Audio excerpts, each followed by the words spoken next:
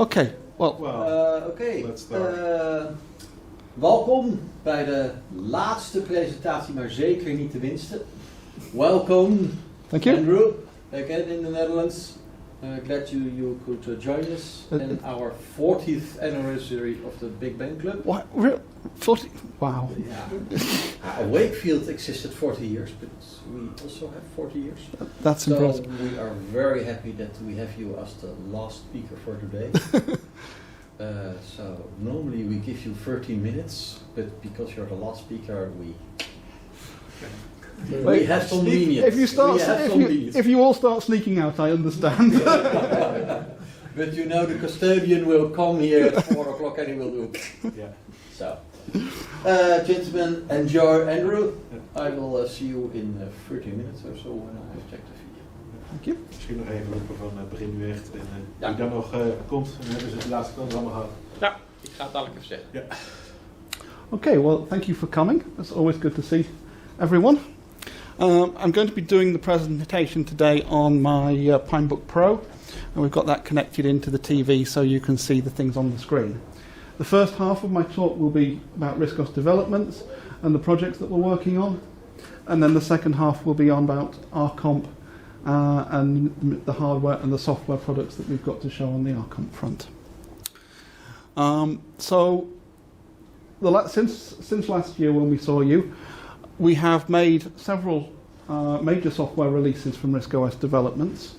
Most notably, the new TCP/IP stack is available, and this machine is running with the new networking stack. Depending on what you do with the new network stack, it can be up to 10 times faster. So, for example, when running a VNC connection, we have seen 10-fold speed increases using the new TCP/IP stack compared to the stack that's in the ROM. So we strongly recommend users to download the new TCP/IP stack if you're doing networking on your RISC-OS machine. The TCP/IP stack supports all the main machines, and that includes Raspberry Pi, Titanium, ARMX6. I believe it works back to the Ionics and even with RPCMU for the RISC-PC era hardware as well.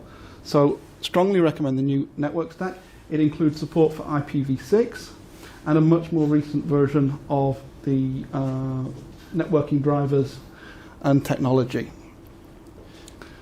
So what I have to show today is a preview of the next step of the TCP/IP as we work towards Wi-Fi. What you're about to see is called Net Manager. And Net Manager, it's prototype, so it's still a long way from being released, but it's designed to show you the user interface that we're working towards that will allow you to do Wi-Fi and wired network connections on RISC-OS. We have made significant progress towards Wi-Fi with we can now bring up a Wi-Fi interface, download and initialize the firmware for the Wi-Fi interface, and the Wi-Fi interface will enumerate devices. It will see the Wi-Fi channels and basically operate for about a minute at the moment. So I don't have that bit to demonstrate, but you'll see the user interface for it mocked up in the Network Manager. So if I bring up the profiles, this is a new concept for RISC-OS, is the concept of a profile for the network. So you can have a profile for home, a profile for work. If you're moving a laptop around, you can have different network profiles for different locations.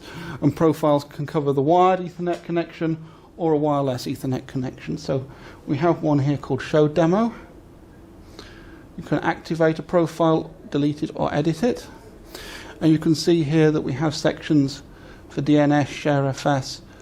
This is a mock-up of a Wi-Fi connection and the USB Ethernet adapter that I have plugged in.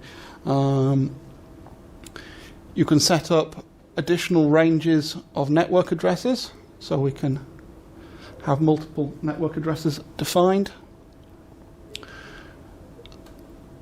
Set the usual things for a wired network, or if we go to a Wi-Fi connection, you can see you have the network ID and then different sections for wireless encryption, etc. And the idea is that this list is expandable, so you will have, for each network address or Wi-Fi adapter or VPN will appear down the side, and then you can save those settings as a profile and then call on the profiles as and when you need them for the different network connections. Now, some of this is wired up, so for example, when if I close that window, disconnect the Wi-Fi adapter, sorry, not the Wi-Fi, the USB net, yeah, and go back into edit the profile, you'll see that the Ethernet adapter has disappeared off the list because it's not plugged in. It doesn't auto-update, so I do have to close at the moment, so I have to close the window and then reconnect the adapter. And then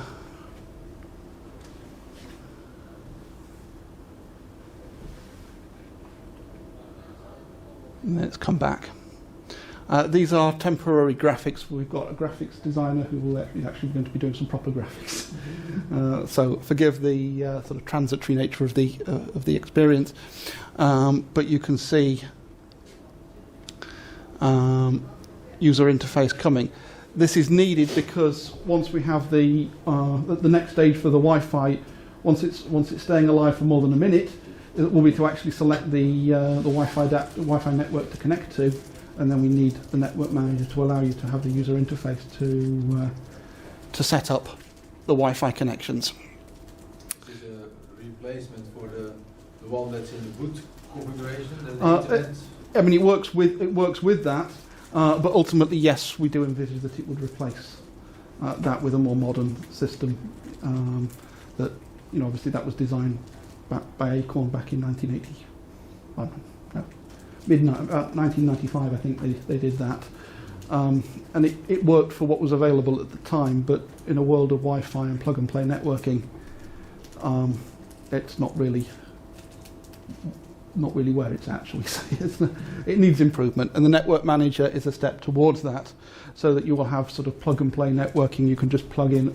I mean, we've already done that on the Pinebook Pro, that we can just plug in a network interface live, and it will pick up a network connection via DHCP and just configure itself without you needing to reboot.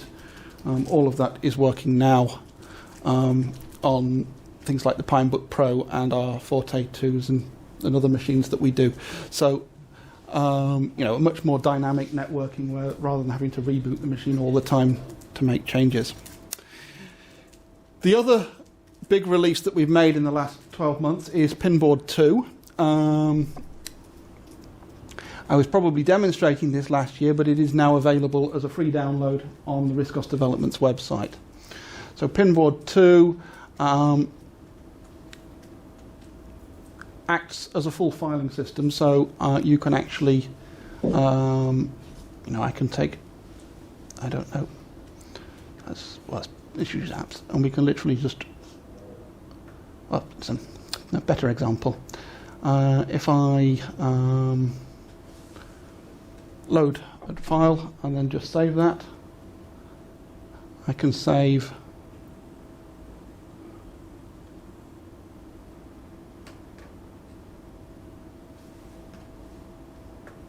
directly to the pinboard, and all the usual filer operations are available there. So we have a full filer menu of things we can do, and you know, delete, rename, etc. And this file exists in a configurable location on your hard disk. Typically it's in boot choices pinboard, but you can choose wherever you would like that to be through the configuration utility, so that the pinboard, the desktop, becomes a fully modern desktop where you can save and load files, create folders, and as you know, if you rename the file on disk, if we press menu and go open pinboard directory, If I rename that file, you can see it's immediately renamed it on the pinboard, so it's totally dynamic. If we were to delete the file from the hard disk,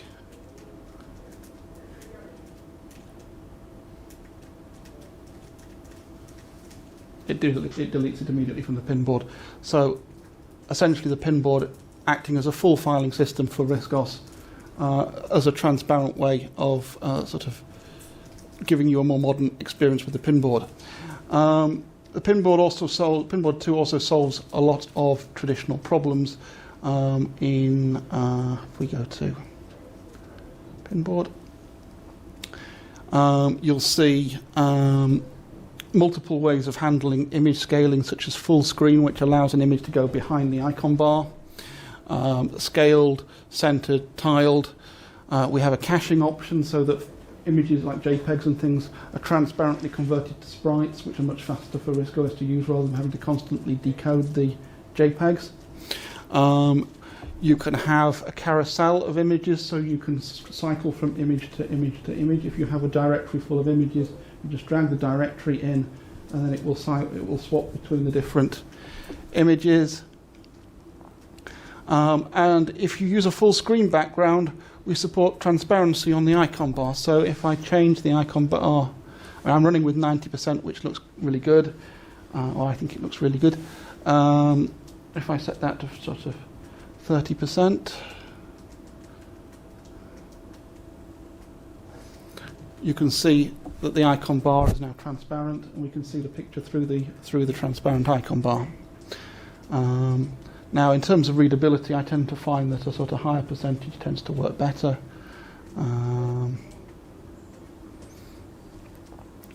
And so you can see the icon bar allowing your picture to sort of merge with it.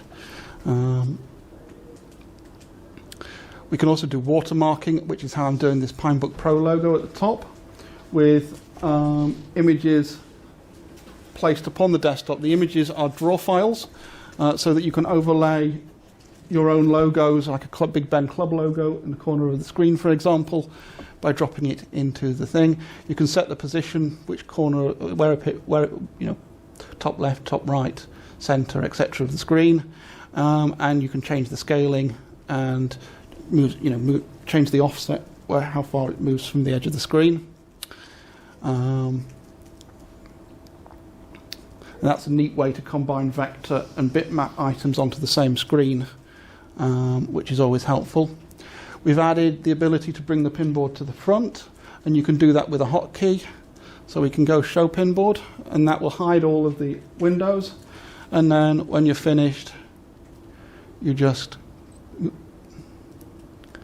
click to restore windows. And then we have a feature called Stickies, which allows you to press menu and go new sticky.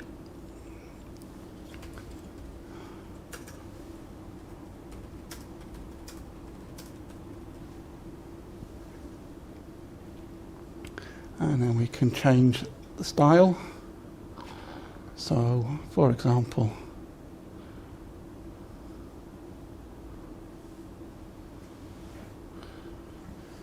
and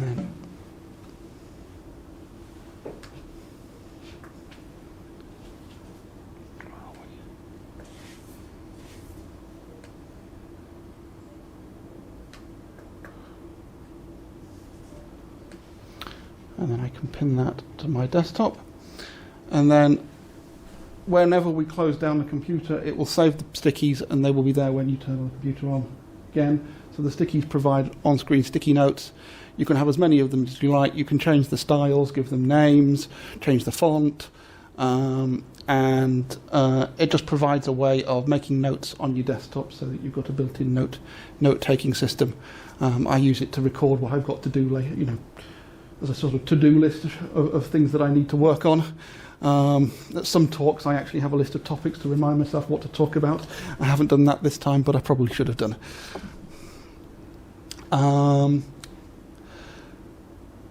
There are different styles for how the text appears. You can make it blend the text into the background and draw edges around the text to make it clearer. If you have, say, white text on a white background, it can sort of edge it in black so that you can actually read the text rather than it just disappearing. You can... where are we? You can lock pins in place so that they can't be moved. So you don't accidentally drag something to where you don't want it. But then you could also now configure whether you do want to allow locked things to be dragged into applications, but you don't want them to be dragged around the pinboard, for example. So you can have, you know, a certain amount of draggability while still locking the pins.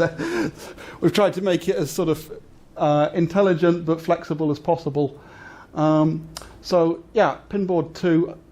Strongly recommend that you download that for free from the website and just get using it. I don't see why, you know, what's not to like. So Pinboard 2. Obviously, Riscos Developments' big thing is Iris. We have a new version available in April, which I don't have an internet feed plugged in, so I won't be able to show you actually browsing live, but we now have the bookmarks toolbar, which will put, you know, as you visit sites, it will have put the artwork for the sites next to them. We have a drag and drop interface to this, so we can press menu and go hot list, show hot list. And so if we wanted to, say, move that onto that, we can just drag it in, and then that's just appeared there at the top. Or if we decide that we actually didn't mean to do that, we can just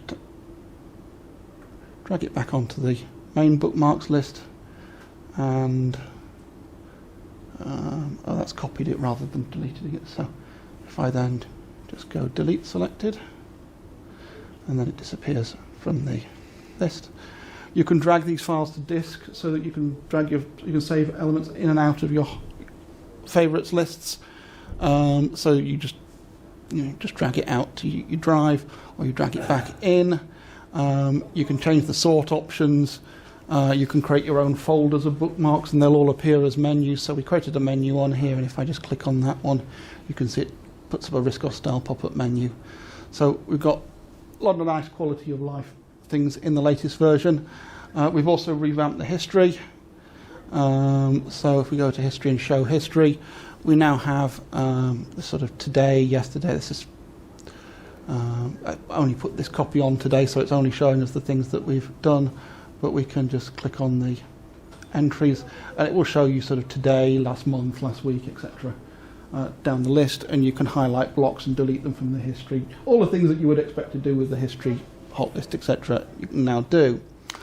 Obviously, as you well know, Iris unlocks JavaScript and things for modern websites, so the vast majority of modern websites will work. Really, the only thing that doesn't work is video. So as long, you know, that's the sort of no video, but almost everything else should work correctly in Iris, so it should allow you to have access to your bank and do online banking, etc.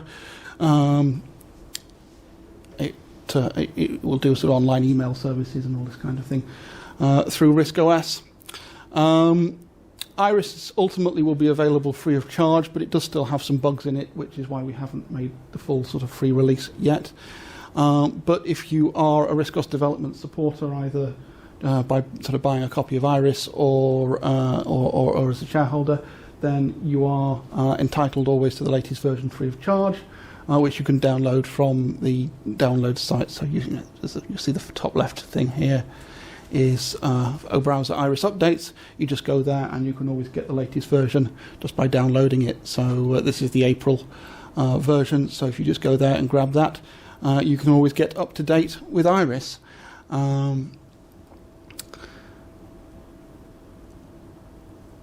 I mean, not a huge much more to say on Iris other than, you know, each version gets better and better, and we're sort of, that's the big new thing as well, printing.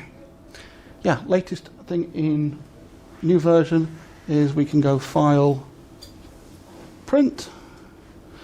We haven't got a printer drivers loaded. Let's load some printer drivers.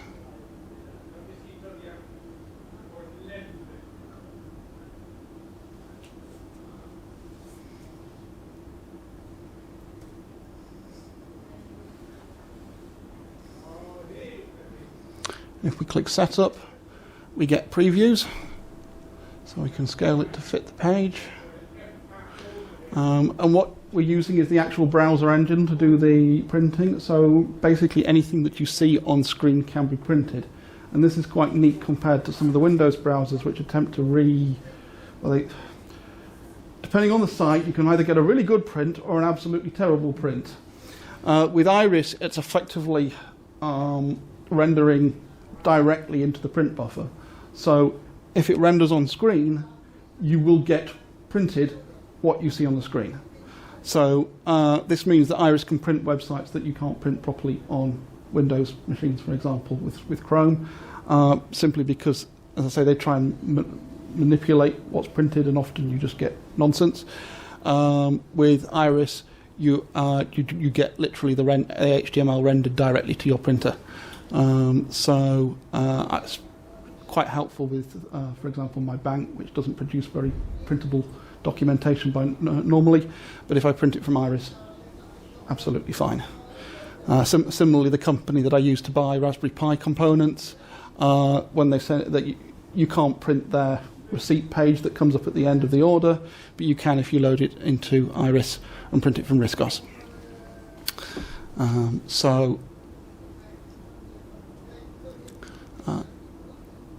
Yeah, so as you can see, Iris is getting to a point where it's very close to release. As I say, the main issue is just trying to resolve some compatibility issues and trying to resolve. Iris uses what we call shared libraries, and it uses a lot of shared libraries. This is a way of having sort of building blocks of programs all communicating together to create an application, one larger application. And the system for shared libraries on RISC-OS leaves something to be desired. So at the moment, Iris just includes all of the libraries it needs within its application. Because Iris is so cutting edge, we've had to use sort of newer beta versions of some of the elements. One of the big hurdles before release is finding a way to get that smoothly all merged into the operating system so that Iris will work, I'm going to say correctly with everything else, but that's not quite the right term. So what we want to end up with is a situation where Iris can share its shared libraries with all the other applications, but also be updated independently of those applications without potentially causing problems for those applications. So it's trying to ensure that we are both cutting edge but not breaking the older software in the process, and that's a bit of a challenge to get all of that to mesh together. So those are the main things that are stopping the final release of Iris. The problem is the shared library managing? Broadly speaking, the shared library system works, but the methodology for updating all of that and getting them all to work correctly together. So often you will find that you can have Iris and Python, but then Otter browser breaks. You can get Otter browser and Iris, but then Python breaks. You can have Python 2, but not Python 3, or you can have Python 3. And trying to get them all to work correctly together, that still requires a little bit of polishing, I think, is the. So that's why things work the way they do, and what we would like to see resolved before we can get that out the door. But otherwise, as I say, anybody who has supported RISC-OS developments can get this latest version for free from the download site. So we strongly urge you to grab the latest version if you can.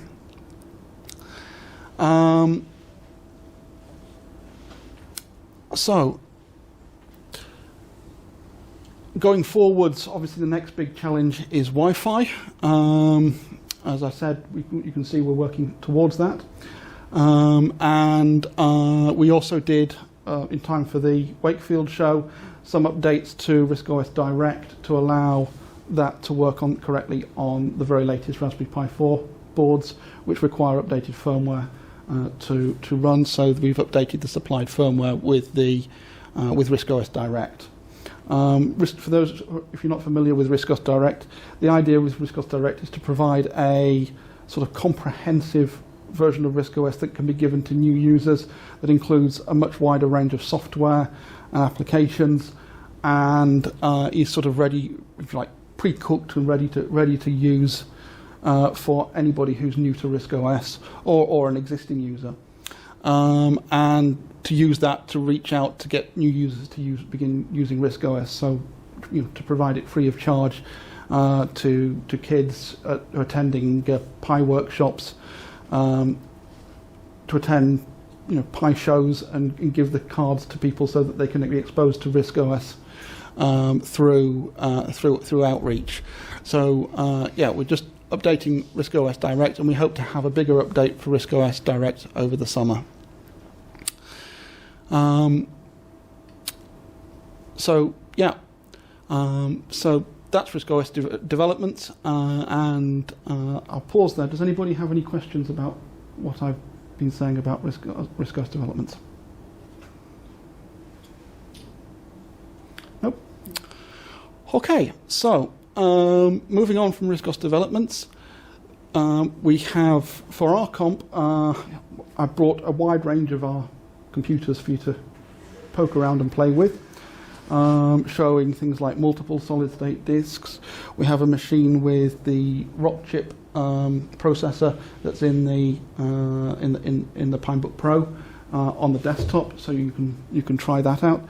That includes eMMC storage and RAID with the twin solid-state disks. We have a machine called the Hydra, which can have up to 6 processor boards in it, each with its own NVMe storage drive. So you can have up to 6 processors, each with up to 6 NVMe storage devices, and they can all talk to each other within the machine. You can have Linux running in a window on RISC-OS. We've even had Uniprint, which is normally a Windows application, running on one of these heads, so that you can actually run Uniprint within the same machine without using Windows. So you can have an entirely ARM-based machine still able to run Windows applications. It means you can run LibreOffice in a window on your RISC-OS desktop. Basically the idea is to bring as many technologies together as possible. You can use one head as a Wi-Fi extender and then have RISC-OS hook into that. You can access large storage devices. You can put sort of a 2 terabyte NVMe drive on it, access that. It's basically solving a lot of problems that RISC-OS has had by essentially, much as Acorn did with the RISC PC, bringing the different platforms and technology all under the control of RISC-OS as the primary lead head, for want of a better term. That's the Hydra. And we also have Fortissimo, which is an enhancement to the Forte 2 that we launched last year. Fortissimo has a rather attractive triangular case, which has room for up to 4 solid-state disks inside. So you can have a solid-state disk with Linux on. You can have sort of two RISC-OS solid-state disks, a main drive and a backup, and then you could have a shared disk which for sort of transferring files between the 2 operating systems, all on with the Pi 4 controlling it and driving everything. So that's the Fortissimo, and of course we have the Pinebook Pros available with US keyboards, so that Dutch users can have a keyboard that they are familiar with running RISC-OS. The Pinebook Pro is a native ARM processor called the ROX chip RK3399, which is basically the best, as far as we're concerned, the best processor that is likely for the foreseeable future to be for RISC-OS, because It's the last generation to have full 32-bit mode on the fast cores. So RK3399 has 6 cores. You have, I believe it's 4 A72 fast cores and 2 slower cores for efficiency. I might have those numbers the wrong, it might be 2 and 4, but bottom line is you've got fast cores and slow cores, and you want RISC OS to be running on the fast cores, obviously. And the RK3399 is essentially the most powerful chip that still has the 32-bit mode on the fast cores.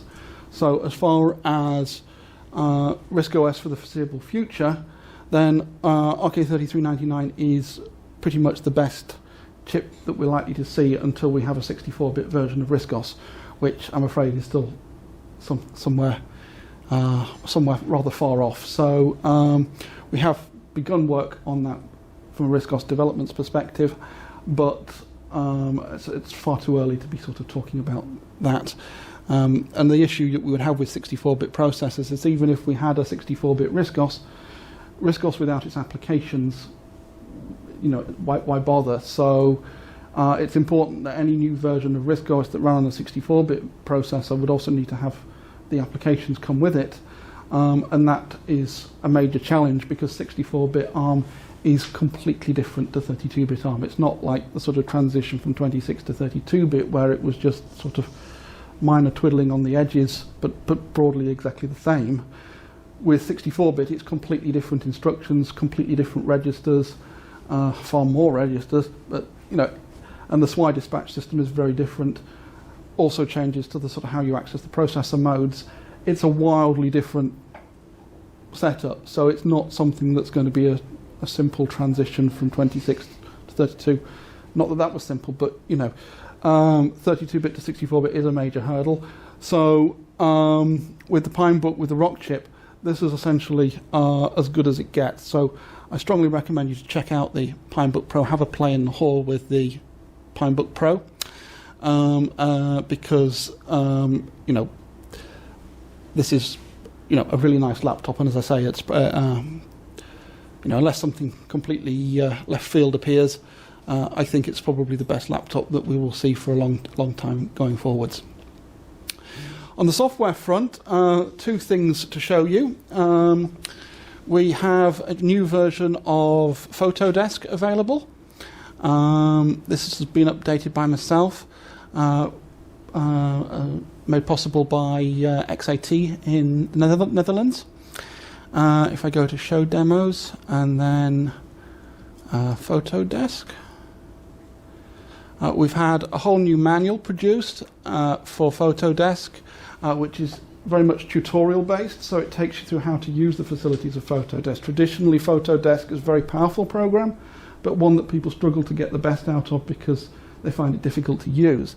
So the new manual takes you through, it shows you the effects that you can do with Photodesk, and then it takes you through how the person who wrote the manual, how he did it. And then he also provides the files that he used to do that, so you can actually try out the techniques that are in the manual yourself and see how you get from A to B. And so you can then learn how to use the program to its best. So with Photodesk, we've fixed a large number of bugs, and we've also removed the copy protection, so it can now be run directly from the zip that we send it in. You don't need to install it. You can copy it between your machines, including your settings.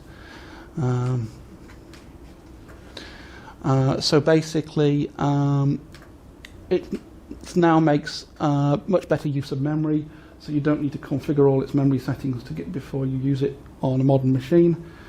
This means that if you're loading large JPEGs, for example, it's wildly faster than the old versions used to be.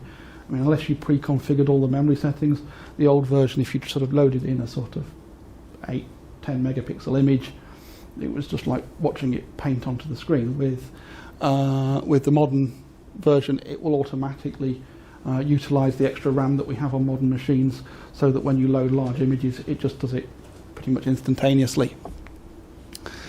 We've also fixed and improved the texture explorer. basically gone through and done a whole series of little changes, and then we've axed the price. So you can now, if you've never had Photodisc before, you can get it for I think €50. And if you've ever used it, had it, know somebody who had it, in other words, most people can have the upgrade version, which I think is €35. So if you have any interest in doing graphics on RISC-OS, I would strongly recommend you to come and check out Photodisc. That's the image pack that's got all of these. It's got all the pictures that are used in the manual, and it also comes with lots of textures and brushes supplied free with the application.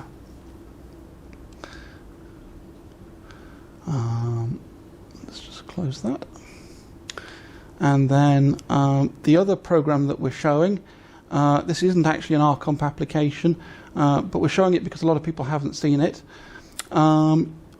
And it's a program called CL Filer, produced by a company called Cloverleaf.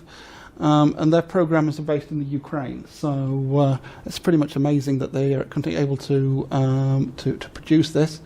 But the programmers are still developing RISC-OS applications in a war zone. So kudos to those guys. Where are we? Excuse me, I thought it was on the root directory of the drive, so I'm just going to have to...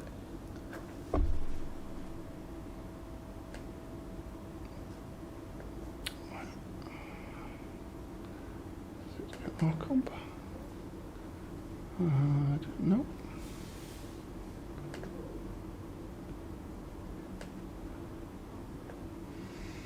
I feel like I'm being blind. I'm sure I showed this on this machine at Wakefield. Okay, so I'm not seeing it there immediately unless I'm being very stupid. So rather than feeling stupid, what I'm going to say is do come to the stand where I know I have it on display. I'll just describe some of the features. So basically CL Filer is it comes as an application that you can just load. Its purpose is to add modern features to the RISC-OS filer and also add a lot of sort of additional functionality that you might see on other platforms or have to use other utilities to get.